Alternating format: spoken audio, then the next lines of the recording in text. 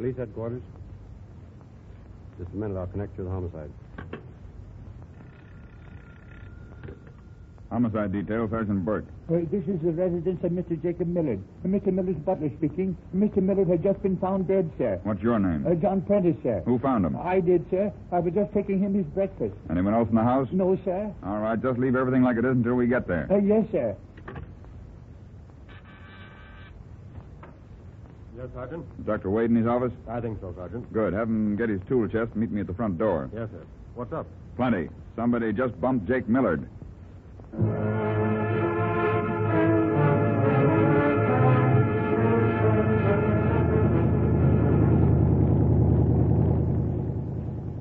Sorry I had to rush out so early, Doc, but I don't commit these early morning murders. I just follow them up.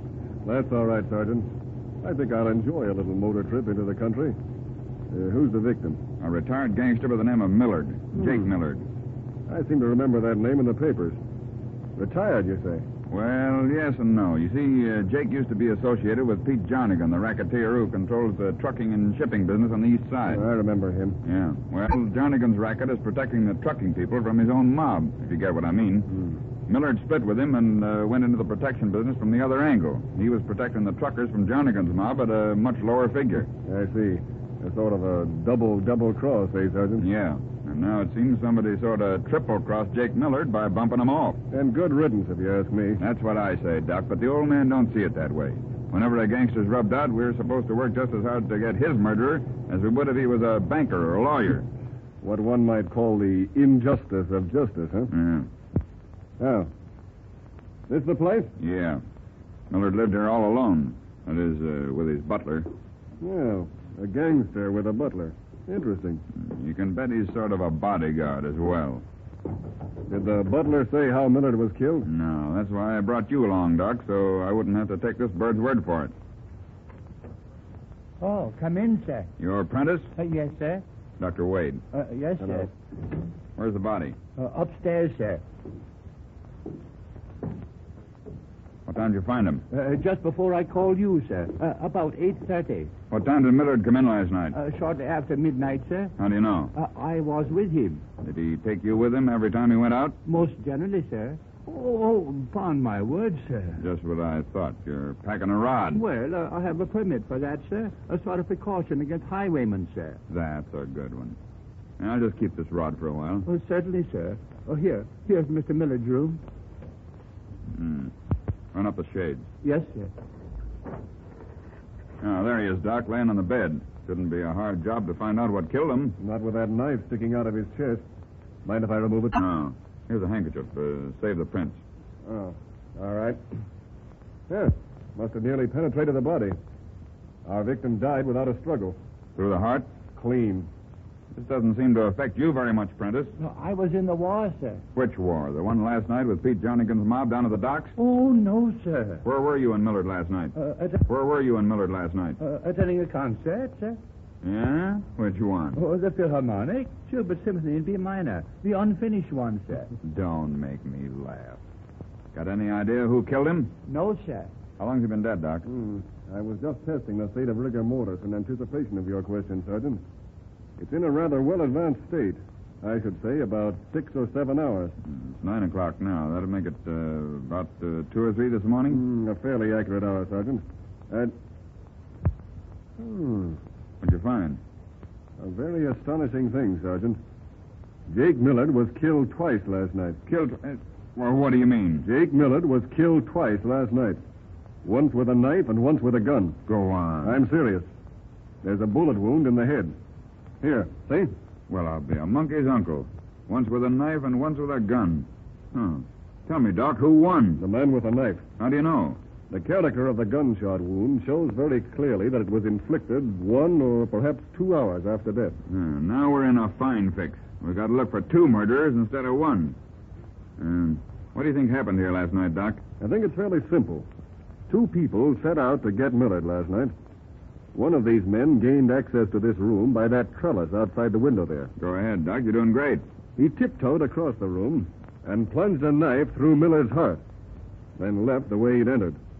Death was instantaneous. And? About an hour later, murderer number 2 reaches the scene. He climbs the same trellis with the same murderous intent in his heart. But instead of entering the room, he takes a careful aim at his victim with a silenced revolver, never noticing the knife. After the shot, he slips away unnoticed, thinking he has accomplished his mission. The way you put it, Doc, Jake Millard was one popular guy a few hours ago. Yes, Sergeant. Somewhere in this town are two highly satisfied men. Each thinks that he killed Jake Millard. You know, Sergeant, one of those men is going to be very, very disappointed.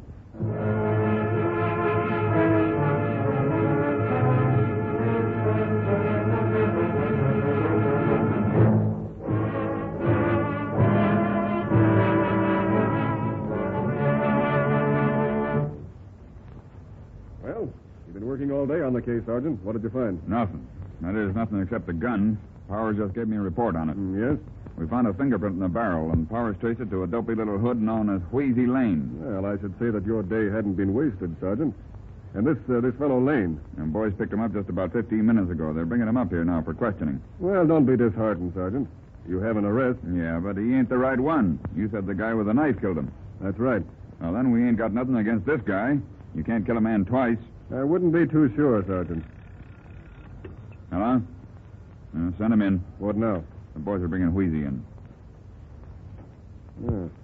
What's the hose for, Sergeant? Little persuader. I told Wheezy Lane that the next time I got him in this office, I'd whale the tar out of him. Oh, and do you mean to carry out your threat? No, but Wheezy will think so. Time I slap a chair a few times close to his head with this hose, he'll talk. And talk fast. All right, boys, bring him in. You ain't got nothing on me, Sarge. You ain't got nothing on me.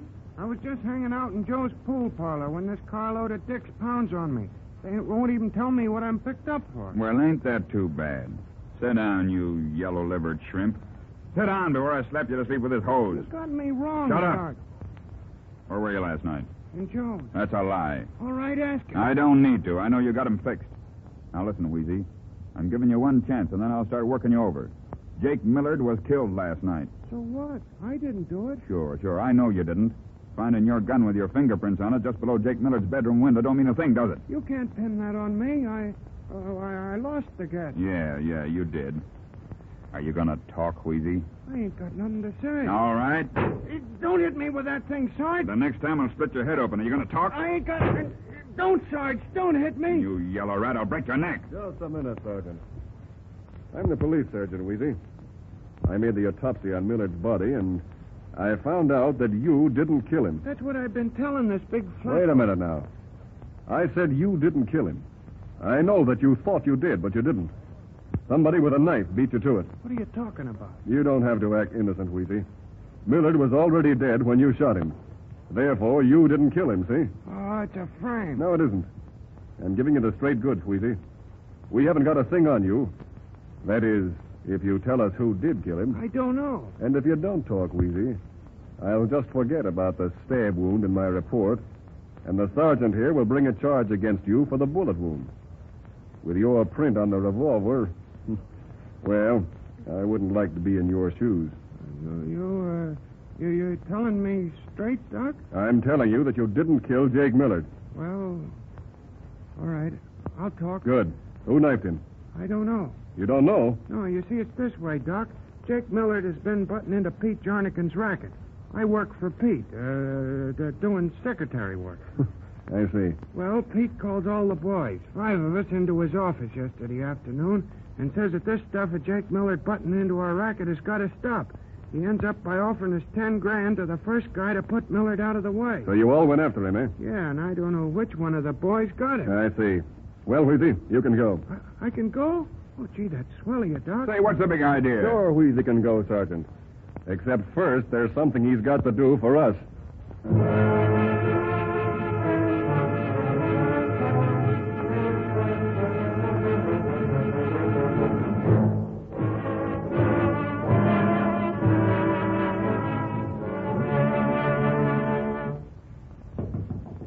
Come in. Oh, hello, Wheezy. She was sorry to hear about your accident. Yeah. As soon as we hear, the nurse telephoned us, we come right over. Oh, here's Pete and the boys. Yeah. Hello, Wheezy. What happened, Wheezy? I was stepping off a curb over on Central when a truck smacked me. I woke up here in the hospital. Gee, guy, that's too bad. What's the matter with you, huh? Broken leg and a fractured right arm. Doc says I'll be here for 6 weeks. Gee, that's tough. Yeah, it's going to cost me a wad of dough, too. That 10 grand you offered us for killing Jake Millard will come in handy to pay hospital expenses. Go easy on that around here. You didn't kill Millard. What do you mean? Interest in the papers? Max here stuck a knife in him about an hour before you shot him. What are you talking about? Sure, that's the straight dope, Wheezy. Pete paid me the 10,000 this afternoon. I killed Millard. That's all I wanted to know. Put him up, all of you. What's that? No need to look at that door, Pete. There's a dozen men outside. I got a court reporter here, too, taking down every word that was said. Yeah, I guess you're all in a jam, every one of you. Except me, Sergeant. You knew what you said. If I'd lead these guys into the Doc's little trap, you wouldn't bring a charge against me. Well, I must have been wrong about that, Wheezy. I've been reading the law book since I seen you, and I find out I got to take you in, too. Yeah? What's the charge? I didn't kill... What's the charge? I didn't kill Jake, you know. That's a new one on me, Wheezy. Mutilating a corpse.